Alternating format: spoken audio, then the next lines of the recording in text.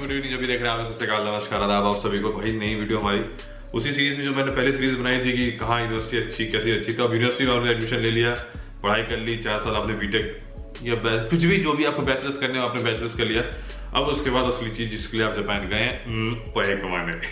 तो पैसे कमाने जाना है तो जॉब भी ढूंढनी है, जॉब ढूंढनी है तो कैसे जॉब ढूंढनी है और वहाँ दिक्कतें क्या क्या होती हैं, इसके ऊपर मैंने थोड़ा वीडियो बनाने की कोशिश कर रहा हूँ। और तो ये मैं किसी से बात नहीं कर रहा हूँ, मैं पहले क्लियर कर दूं, ये जो जापान गवर्नमेंट है उसका खुद का सर्वे जो कहता है वही मैं सेम चीज आपके सामने बताने वाला हूँ। बेसिकली क्या है, वहाँ की जो सर्वेइंग कंपनी कोई नहीं है, एज इन मैक्स्ट जो है ना, वहाँ गवर्नमेंट ऑफ जापान का जो मिनिस्ट्री है मैक्स्ट, उसमें एक एसोसिएशन है जापानीज जापानीज स्टूडेंट एसोसिएशन जो है, उस जैसो का रिसर्च पेपर है उसमें लिखा हुआ है। तो उस रिसर्च पेपर के अकॉर्डिंग वो कहना जो चाहते हैं वो ये कहना चाहते हैं कि it is a type of small guide for the students, international students who want to go for a job hunting in 2022 next year. अगर आपको नेक्स्ट ईयर जॉब करनी है तो क्या करना होगा उसके लिए।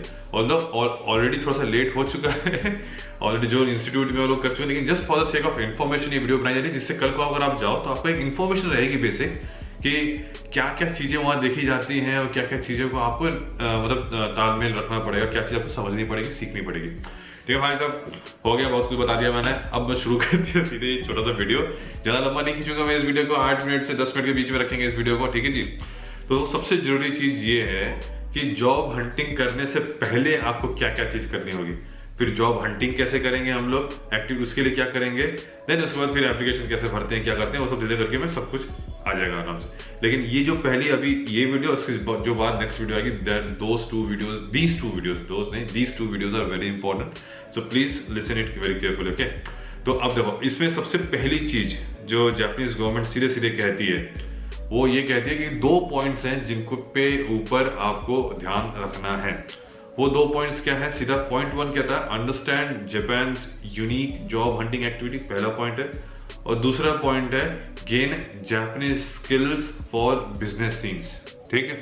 तो अब देखो सीधी पहले बात क्या है, जॉब हंटिंग एक्टिविटी थोड़ी सी अलग होती है, हमारे जैसे इंडिया में होता है लगभग सिमिलर ही है, आप पढ़ाई करते हो फिर आप अप्लाई करते हो, ऐसा होता है। कैंपस प्लेसमेंट टाइप की चीज होती है कि नहीं होती है मुझे थोड़ा आइडिया नहीं है, मुझे स्टूडेंट जो करेंट स्टूडेंट्स उनसे पता करना पड़ेगा एक बार, तो उनसे पता करके फिर मैं बताऊंगा आपको। ऑल्दो यहाँ ऐसा लिखा है कि आप अप्लाई करते हो डायरेक्टली।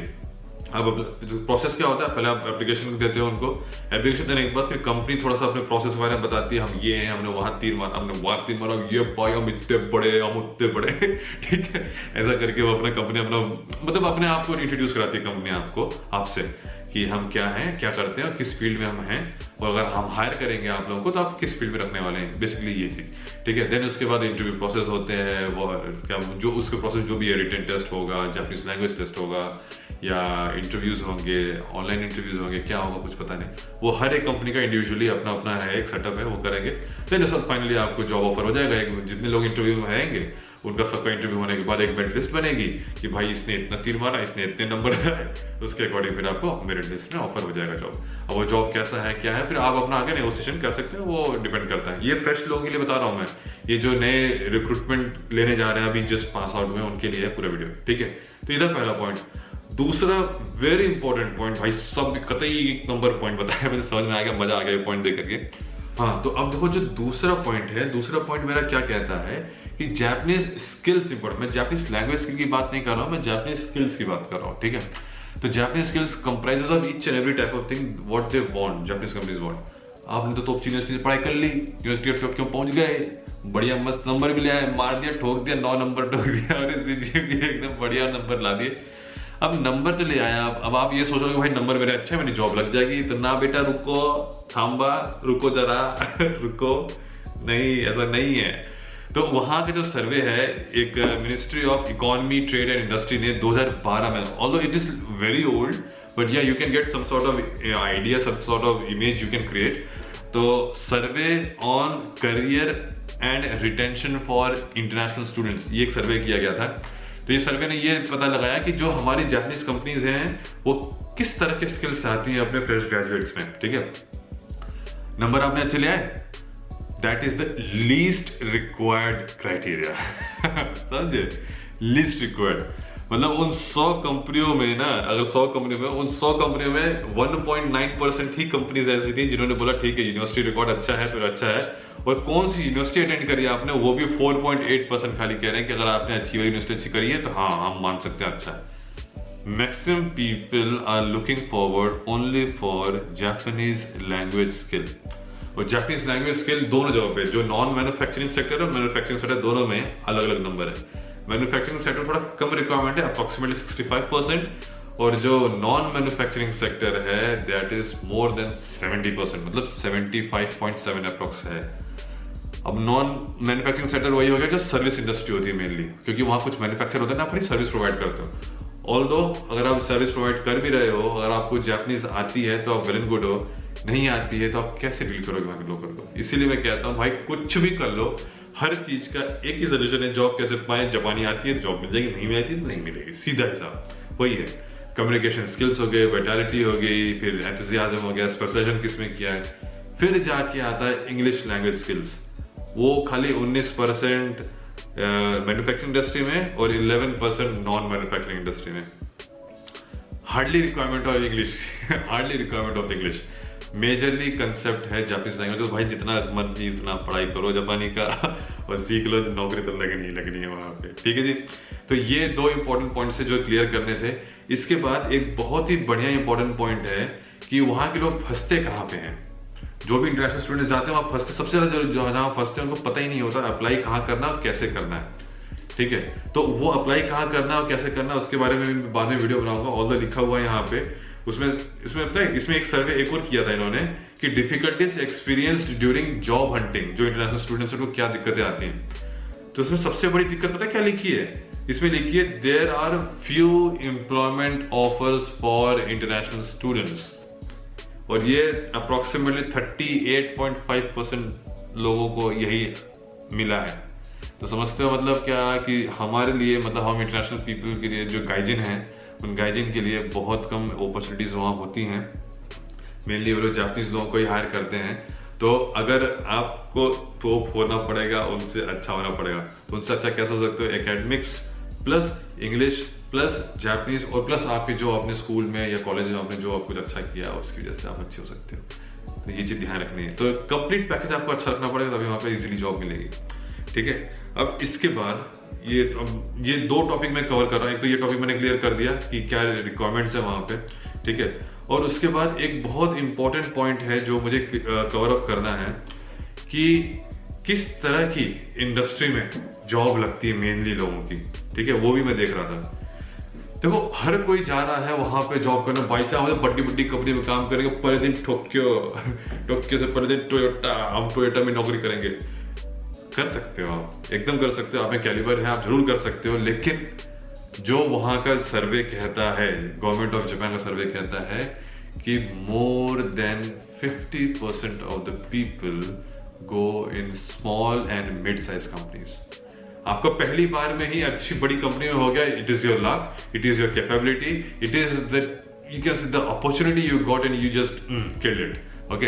लेकिन बहुत बार ऐसा होता है कि आप छोटी कंपनी में ज्वाइन करोगे, और सबसे ज्यादा परसेंटेज जो ये दिखा रहा है survey, 36.7% of the students only go for small scale companies where there are only 50 less than 50 people in the company. तो उस कंपनीज में ज़्यादातर लोगों की जॉब लगती है। फिर वहाँ पे ज़्यादातर क्या होता है, वो ट्रांसलेशन का जॉब हो गया, थोड़ा गाइडेंस का जॉब हो गया, थोड़ा सा इधर देख लिया, थोड़ा सा उधर देख लिया, ऐसा होता है।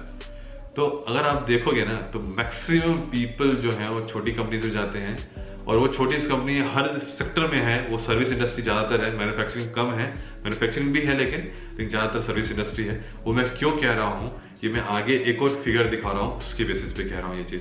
हाँ, तो हमारा अब अगला पॉइंट बहुत जरूरी पॉइंट है, इसे ध्यान से देखना, और ये लास्ट पॉइंट है इस वीडियो का। वो जो बताया था ना, वो 3 पॉइंट हम लोग डिस्कस करेंगे, वही 3 पॉइंट का ये आखिरी पॉइंट है कि industries and job types at the place of employment. आपकी नौकरी लग रही है तो किस इंडस्ट्री में बेसिकली आप जाने वाले हो, इसके बेसिस इसके बारे में जानकारी देना। तो जितने भी इंटरनेशनल स्टूडेंट्स हैं वो ये जान लें भाई कि approximately 81.6% of the international students are going for non manufacturing industry.